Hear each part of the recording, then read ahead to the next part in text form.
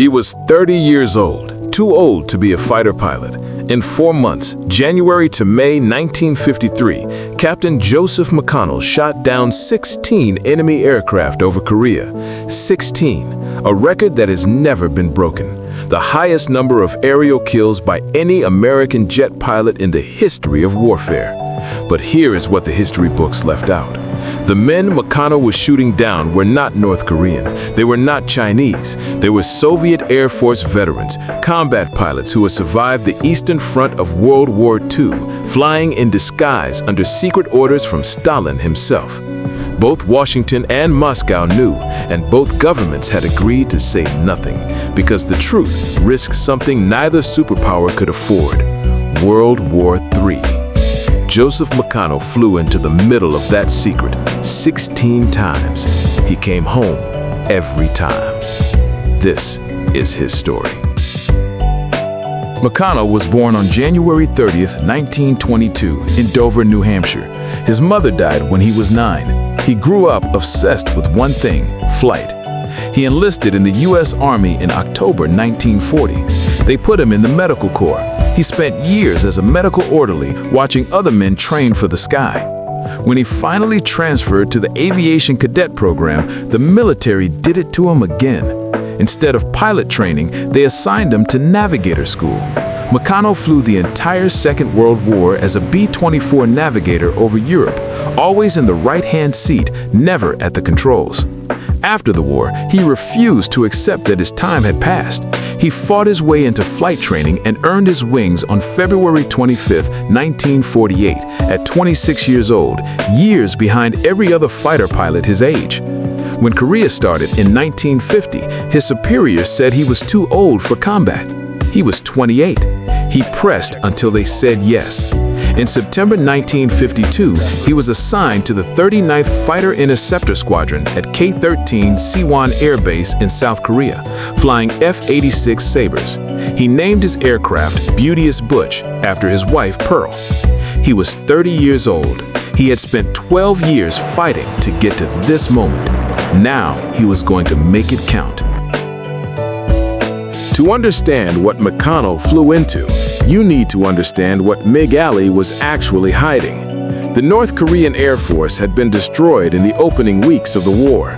Chinese pilots were outclassed, but the MiGs kept coming, and they fought with a skill that told a completely different story. American pilots called them the honchos, Japanese for boss. They were Soviet.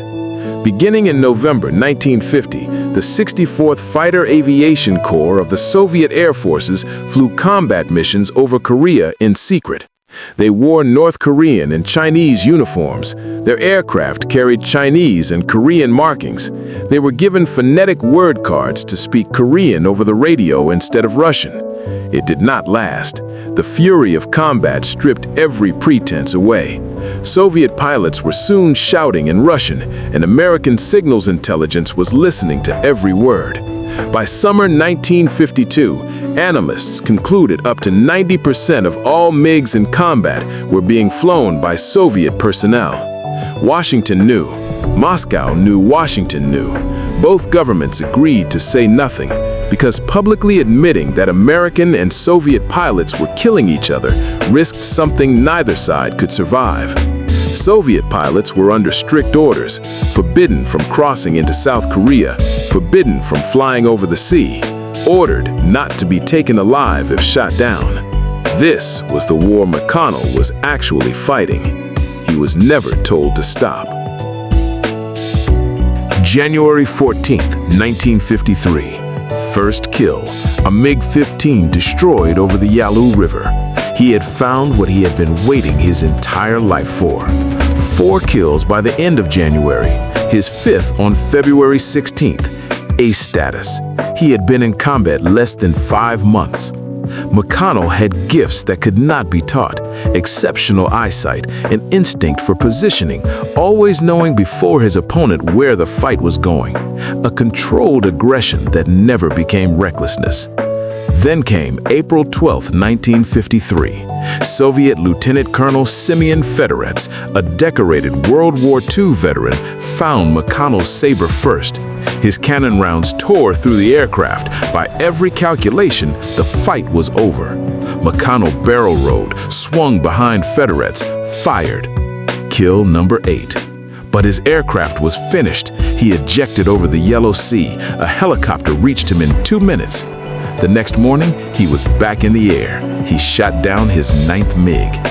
By the end of April, he had 10 kills, a double ace, the most dangerous American pilot in Korea. His commanders began to worry about losing him. They were right to worry, because what McConnell was about to do on May 18th would end his war and make him untouchable in history. May 18th, 1953. McConnell and his wingman, Lieutenant Dean Abbott, took off as part of a larger flight. The other aircraft aborted, mechanical failures. 2 Sabres remained. 2 F-86s flying into 28 MiGs. McConnell flew 2 separate engagements that day, morning and afternoon. 3 kills total. His 15th, then his 16th. Abbott later said McConnell's flying that day was unlike anything he had ever seen. Calm, precise, and lethal even when outnumbered 14-1. 16 confirmed kills, 106 combat missions, the first American triple jet ace in history, the highest scoring American jet ace ever recorded. The order to send him home came within hours. He flew back alongside top ace Pete Fernandez, met President Eisenhower at the White House, and returned to Apple Valley, California, where his community had built him a house in 45 hours, every piece of material donated. They called it the Appreciation House. He was 31 years old, the most accomplished jet fighter pilot in American history. And 14 months later, he was dead. On August 25, 1954, McConnell was test flying an F-86H at Edwards Force Base when a missing bolt caused a catastrophic control failure at low altitude. Chuck Yeager investigated, replicating the malfunction at higher altitude and surviving. His conclusion was clear. At McConnell's altitude, there was nothing that could have been done. He was 32 years old. His wife Pearl never remarried. She lived until 2008. She was buried beside him in Victorville, California. The full truth emerged in 1989 when Soviet archives began to open. The men McConnell had been shooting down were not conscripts. They were veterans of the most brutal air war in history, the Eastern Front of World War II.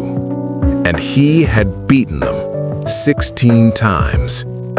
Semyon Fedorets, the Soviet ace who shot McConnell down on April 12, 1953, survived the war, shot down 2 more Sabres in July 1953, and died in 2003 at 81 years old, a hero of the Soviet Union. Both men fought with everything they had. For decades, the world was not supposed to know they had ever met. McConnell spent World War II in the wrong seat, was told he was too old, was shot down and back in the air the next morning, broke the record and was sent home before he could do more.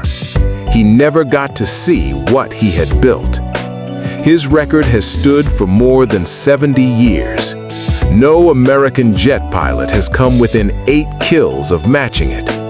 Some records exist because no one has tried hard enough. Joseph McConnell's exists because no one has come close. If you want more stories like this, stories of extraordinary men, secret wars, and records that outlived the men who made them, subscribe to Stealth Line. A new story drops every week.